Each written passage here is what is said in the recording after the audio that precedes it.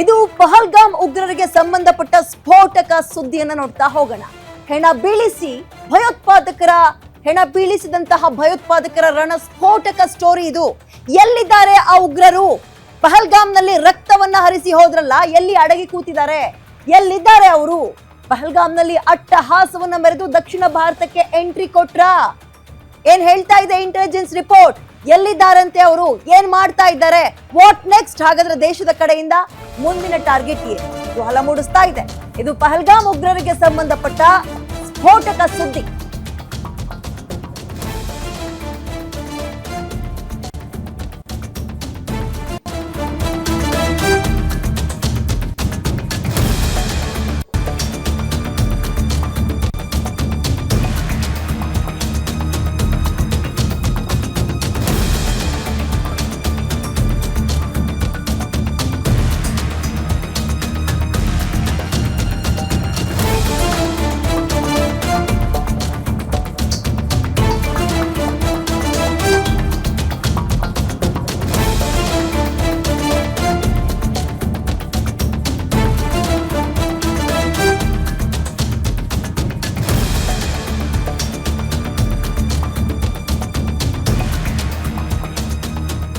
ಪಹಲ್ಗಾಮ್ನಲ್ಲಿ ಅಟ್ಟಹಾಸವನ್ನ ಮೆರೆದು ದಕ್ಷಿಣ ಭಾರತಕ್ಕೆ ಎಂಟ್ರಿ ಕೊಟ್ರಲ್ಲ, ದಕ್ಷಿಣ ಭಾರತಕ್ಕೆ ಎಂಟ್ರಿ ಕೊಟ್ಟಿದ್ದಾರಂತ ಇದೀಗ ಪಹಲ್ಗಾಮ್ನ ರಾಕ್ಷಸರು. ದಕ್ಷಿಣ ಭಾರತದ ಪ್ರಮುಖ ನಗರವೊಂದಕ್ಕೆ ಟೆರರಿಸ್ಟ್ಗಳು ವಿಸಿಟ್ ಮಾಡಿದ್ದಾರೆ ತಪ್ಪಿಸಿಕೊಳ್ಳುವ ಸಲುವಾಗಿ. ಆ ಒಂದು ಪ್ರಮುಖ ನಗರದಿಂದಲೇ ಮತ್ತೊಂದು ದೇಶಕ್ಕೆ ಎಸ್ಕೇಪ್. ಭಾರತೀಯ ಗುಪ್ತಚರ ಇಲಾಖೆಗೆ ಉಗ್ರರ ಸುಳಿವು ಸಿಕ್ಕೇ ಬಿಡ್ತು.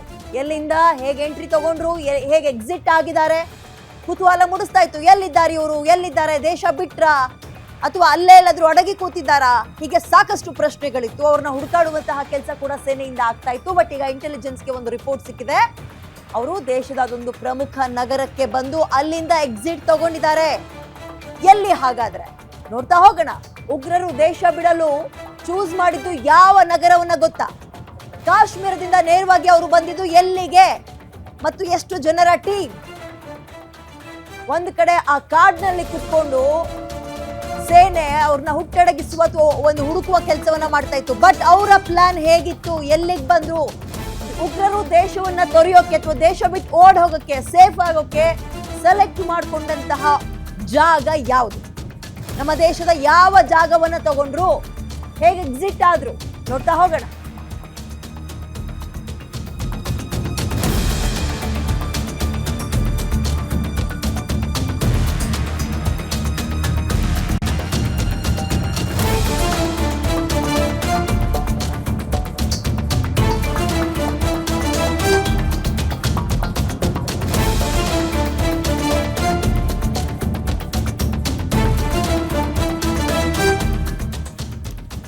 ಪಹಲ್ಗಾಮ್ನಲ್ಲಿ ದಾಳಿ ನಡೆಸಿ ಉಗ್ರರು ಚೆನ್ನೈಗೆ ಬಂದ್ರು. ಬೆಂಗಳೂರಿಗೆ ಬಹಳ ಸಮೀಪವೇ ಇದೆ ಚೆನ್ನೈ. ತಮಿಳುನಾಡು ರಾಜಧಾನಿ ಚೆನ್ನೈನಲ್ಲಿ ಉಗ್ರರು ಅಲ್ಲಿಂದ ಎಸ್ಕೇಪ್ ಆಗೋಕೆ ಜಾಗವನ್ನ ನೋಡ್ಕೊಂಡಿದ್ರು.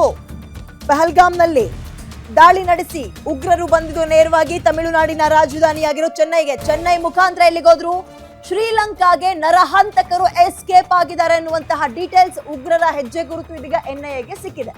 ಎನ್ಐಎ ತನಿಖೆಯಲ್ಲಿ ಈಗ ಬಯಲಾಗಿದೆ ಉಗ್ರರ ಹೆಜ್ಜೆ ಗುರುತು ಎಲ್ಲಿಂದ ಎಲ್ಲಿಗೆ ಹಾರಿದ್ರು ಅಂತ.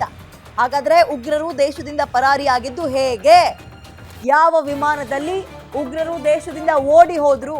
ಗುಪ್ತಚರ ಇಲಾಖೆಗೆ ಸಿಕ್ಕಂತಹ ಎಕ್ಸಾಕ್ಟ್ ಮಾಹಿತಿ ಏನು? ಈಗಿರುವಂತಹ ಟೆಕ್ನಾಲಜಿ ಮುಖಾಂತರ ಅವರು ಒಂದು ಊರಿಂದ ಇನ್ನೊಂದು ಊರಿಗೆ ಎಸ್ಕೇಪ್ ಆಗಿ ಅಲ್ಲಿಂದ ಏರ್ಪೋರ್ಟ್ ನಿಂದ ಎಕ್ಸಿಟ್ ಆಗ್ತಾರೆ ಅಂದ್ರೆ ಅಷ್ಟೊಂದು ಸುಲಭ ಇದೆಯಾ ಅನ್ನುವಂತಹ ಪ್ರಶ್ನೆ ಸಹಜವಾಗಿ ನಿಮಗೆ ಕಾಡುತ್ತೆ. ಓಕೆ, ಇದೀಗ ಉಗ್ರರ ಬೇಟೆ ಹೇಗಿತ್ತು ಅಂತ ನೋಡ್ತಾ ಹೋಗೋಣ. ಏಪ್ರಿಲ್ 22ರಂದು ಪಹಲ್ಗಾಮ್ನಲ್ಲಿ ಉಗ್ರ ದಾಳಿಯಾಗಿತ್ತು. ಮಧ್ಯಾಹ್ನ ಸುಮಾರು 12:30 ಸುಮಾರಿಗೆ. ನಮ್ಮೆಲ್ಲರಿಗೂ ಗೊತ್ತಾಗಿದ್ದು 1:30-2 ಗಂಟೆ ಸುಮಾರಿಗೆ ಬೆಚ್ಚು ಬಿದ್ದುಬಿಟ್ವು. ಇಡೀ ದೇಶ ಬೆಚ್ಚು ಬಿತ್ತು ಈ ಸುದ್ದಿಯನ್ನ ಕೇಳ್ತಾ ಇದ್ದಂತೆ. ದಾಳಿ ಬಳಿಕ ಅಡಗಿ ಕೂರ್ತಾರೆ ಅವರು. ಎಲ್ಲಿ? ಅದು ನಮ್ಮ ದೇಶದೊಳಗೆ ಅಡಗಿ ಕೂತಿದ್ರು. ಈ ಘಟನೆ ಆದಂತಹ ಸುತ್ತಮುತ್ತವೇ ಇದ್ರು. ಮೇ 3ನೇ ತಾರೀಕು ಚೂಸ್ ಮಾಡಿಕೊಂಡು ಚೆನ್ನೈಗೆ ಉಗ್ರರು ಎಂಟ್ರಿ ಕೊಡ್ತಾರೆ. ಅಂದ್ರೆ ಮೇ 3 ಯಾವತ್ತು? ಇವತ್ತು ಚೆನ್ನೈಗೆ ಉಗ್ರರ ಎಂಟ್ರಿ ಆಗತ್ತೆ. ಎನ್ಐಎ ಅಲ್ಲಿ ತನಕ ಇವರ ಜಾಡು ಹಿಡಿಯುವಂತಹ ಪ್ರಯತ್ನವನ್ನ ಮಾಡ್ತಲೇ ಇತ್ತು. ಎಲ್ಲಿದ್ದಾರೆ? ಹೇಗೆ ಹೋಗ್ತಾ ಇದ್ದಾರೆ? ಇವೆಲ್ಲವನ್ನ ಹುಡುಕೋ ಪ್ರಯತ್ನಗಳನ್ನು ಮಾಡ್ತಾ ಇತ್ತು. ಅವರು ಚಾಪೆ ಕೆಳಗೆ ತೂರಿದ್ರೆ ಇವರು ರಂಗೋಲಿ ಕೆಳಗೆ ತೂರುವಂತಹ ಕೆಲಸವನ್ನ ಈ ಟೆರರಿಸ್ಟ್ಗಳು ಮಾಡ್ಕೊ ಬಂದಿದ್ದಾರೆ. ಚೆನ್ನೈಯಿಂದ ಕೊಲಂಬೋ ವಿಮಾನದಲ್ಲಿ ಪ್ರಯಾಣವನ್ನ ಬೆಳೆಸಿದ್ದಾರೆ. ಚೆನ್ನೈಗೆ ಬಂದು ಚೆನ್ನೈಯಿಂದ ಏರ್ಪೋರ್ಟ್ ನ ಮುಖಾಂತರ ಈಗ ಫ್ಲೈಟ್ ತಗೊಂಡು ಅವರು ಶ್ರೀಲಂಕಾಕ್ಕೆ ಓಡ್ ಹೋಗಿದ್ದಾರೆ ಅನ್ನುವಂತಹ ಮಾಹಿತಿ. ಚೆನ್ನೈನಿಂದ ಕೊಲಂಬೋಗೆ ಉಗ್ರರ ಎಂಟ್ರಿ ಆಗಿದೆ. ಕೊಲಂಬೋ ಇಲ್ಲಿ ಶ್ರೀಲಂಕಾ. ಕೊಲಂಬೋಗೆ ಉಗ್ರರ ಎಂಟ್ರಿ ಆಗಿದೆ ಅನ್ನುವಂತಹ ಡೀಟೇಲ್ಸ್ ಸಿಕ್ಕಿದೆ NIAಗೆ. ಅಲ್ಲಿ ತನಕ ಯಾವಾಗ ಈ ಘಟನೆ ಆಗಿ ಹತ್ತತ್ರ 10 ದಿನಗಳಾಯ್ತು, ಇಲ್ಲಿ ತನಕವೂ ಕೂಡ ಎಲ್ಲಿ ಹೋದ್ರು ಅನ್ನುವಂತಹ ಪತ್ತೆ ಹಚ್ಚೋ ಕೆಲಸವನ್ನ ಗುಪ್ತಚರ ಇಲಾಖೆ ಮಾಡ್ತಾ ಇತ್ತು. ಆದ್ರೆ ಅವರಿಗೆ ಚಳ್ಳೆ ಹಣ್ಣು ತಿನ್ನಿಸುವ ಕೆಲಸದಲ್ಲಿ ಇವರು ಯಶಸ್ವಿಯಾದಂಗೆ ಕಾಣಿಸ್ತಾ ಇದೆ. ಶ್ರೀಲಂಕಾ ಸರ್ಕಾರಕ್ಕೂ ಈಗ ಭಾರತ ಸಂದೇಶವನ್ನ ಕೊಟ್ಟಿದೆ, ಹೆಚ್ಚಿನ ಮಾಹಿತಿ ಕೊಡಿ ಅಂತ ಸೂಚನೆಯನ್ನ ಕೊಟ್ಟಿದೆ. ಒಂದು ಗಮನದಲ್ಲಿರ್ಲಿ, ಜಸ್ಟ್ ಇಲ್ಲಿಂದ ನಾವು ಮಂಗಳೂರಿಗೆ ಹೋದ್ರು ಕೂಡ, ನಮ್ದೇ ರಾಜ್ಯದೊಳಗೆ ನೀವು ಫ್ಲೈಟ್ ಅಲ್ಲಿ ಓಡಾಡಿದ್ರು ಕೂಡ ಎಷ್ಟು ಗಂಟೆಗೆ ಯಾರು ಏನು ಎತ್ತ ಎಲ್ಲ ಮುಖಾಚಹರೆ ಕಂಪ್ಲೀಟ್ ಆಗಿ ಗೊತ್ತಾಗೋಗ್ಬಿಡುತ್ತೆ. ಟೆಕ್ನಾಲಜಿ ಅಷ್ಟೊಂದು ಫಾಸ್ಟ್ ಇದೆ. ಏರ್ಪೋರ್ಟ್ ಒಳಗೆ ತಲೆ ಮರೆಸ್ಕೊಂಡು ಓಡಾಡೋದು ಅಷ್ಟು ಸುಲಭದ ಮಾತೇ ಅಲ್ಲ. ಅಂಥದ್ರಲ್ಲೂ ಒಂದು ದೇಶದಿಂದ ಇನ್ನೊಂದು ದೇಶ ಅಂದಾಗ ಇಮಿಗ್ರೇಷನ್ ಎಲ್ಲವೂ ಕೂಡ ಸಿಕ್ಕಾಪಟ್ಟೆ ಸ್ಟ್ರಿಕ್ಟ್ ಆಗಿರುತ್ತೆ. ಹಾಗಾಗಿ ಈಗ ಭಾರತ ಶ್ರೀಲಂಕಾಕ್ಕೆ, ಪಕ್ಕದ ಒಂದು ದೇಶ ಶ್ರೀಲಂಕಾಕ್ಕೆ ಸುದ್ದಿಯನ್ನ ಕೂಡ ಮುಟ್ಟಿಸಿದೆ, ಮೆಸೇಜ್ ಕೊಟ್ಟಿದೆ, ಇಂಥವರ ಸುಳಿವು ಕೊಡಿ ಅಂತ. ಉಗ್ರರ ಬೇಟೆಗೆ NIA ಯಾವ ರೀತಿಯಾಗಿ ರೆಡಿ ಆಗ್ತಾ ಇದೆ ಅನ್ನೋದನ್ನ ಕ್ಲಿಯರ್ ಆಗಿ ನೋಡ್ತಾ ಹೋಗೋಣ. ಉಗ್ರರು ಕಾಶ್ಮೀರದಿಂದ ನೇರವಾಗಿ ಎಸ್ಕೇಪ್ ಆಗೋಕೆ ಜಾಗವನ್ನ ಬಳಸ್ಕೊಂಡಿದ್ದು ನಮ್ಮ ಬೆಂಗಳೂರಿನ ಪಕ್ಕದಲ್ಲೇ ಇರುವಂತಹ ತಮಿಳುನಾಡಿನ ರಾಜಧಾನಿ ಚೆನ್ನೈಯನ್ನ. ಅಲ್ಲಿಂದ ನೇರವಾಗಿ ಶ್ರೀಲಂಕಾ, ನಮಗೆ ಬಹಳ ಹತ್ತಿರದಲ್ಲಿರುವಂತಹ ದೇಶ ಅಂದ್ರೆ ಶ್ರೀಲಂಕಾ. ಬೆಂಗಳೂರಿನಿಂದ ತಗೊಂಡ್ರು ಕೂಡ 1 ಗಂಟೆಯಲ್ಲಿ ನಾವು ಫ್ಲೈಟ್ ಅಲ್ಲಿ ಶ್ರೀಲಂಕಾದಲ್ಲಿ ಇರ್ಬೋದು. ಉಗ್ರರ ಬೇಟೆ ಹಾಗಾದ್ರೆ ಏನಾಗುತ್ತೆ ನೋಡ್ತಾ ಹೋಗೋಣ. ಏಪ್ರಿಲ್ 22ರಂದು ಪಹಲ್ಗಾಮ್ನಲ್ಲಿ ಉಗ್ರರ ದಾಳಿ ಆಗುತ್ತೆ. ದಾಳಿ ಬಳಿಕ ಅವರು ಅಡಗಿ ಕೂತಿದ್ದು ಚೆನ್ನೈಗೆ ಬರ್ತಾರೆ. ಚೆನ್ನೈಯಿಂದ ಇದೀಗ ಕೊಲಂಬೋ ಅಥವಾ ಶ್ರೀಲಂಕಾಕ್ಕೆ ಎಸ್ಕೇಪ್ ಆಗಿದ್ದಾರೆ. ಈ ಸುಳಿವು ಸಿಗ್ತಾ ಇದ್ದಂತೆ NIA ಶ್ರೀಲಂಕಾಕ್ಕೂ ಕೂಡ ಮೆಸೇಜ್ ಅನ್ನ ತಲುಪಿಸಿದೆ. ಇಡೀ ವಿಶ್ವವೇ ನೋಡ್ತಾ ಇದೆ ಇಂಡಿಯಾದಲ್ಲಿ ಏನಾಗ್ತಾ ಇದೆ ಅಂತ. ವಿಶ್ವವೇ ನೋಡ್ತಾ ಇರುವಾಗ ಆ ದೇಶಕ್ಕೆ ಒಂದು ಮೆಸೇಜ್ ಅನ್ನ ಮುಟ್ಟಿಸುವ ಕೆಲಸ ನಮ್ಮ ದೇಶದಿಂದ ಆಗಿದೆ. ಹಾಗಾದ್ರೆ ವಾಟ್ ನೆಕ್ಸ್ಟ್? ಈಗ ಶ್ರೀಲಂಕಾದ ಕೈಲಿದೆ ಎಲ್ಲವೂ ಕೂಡ.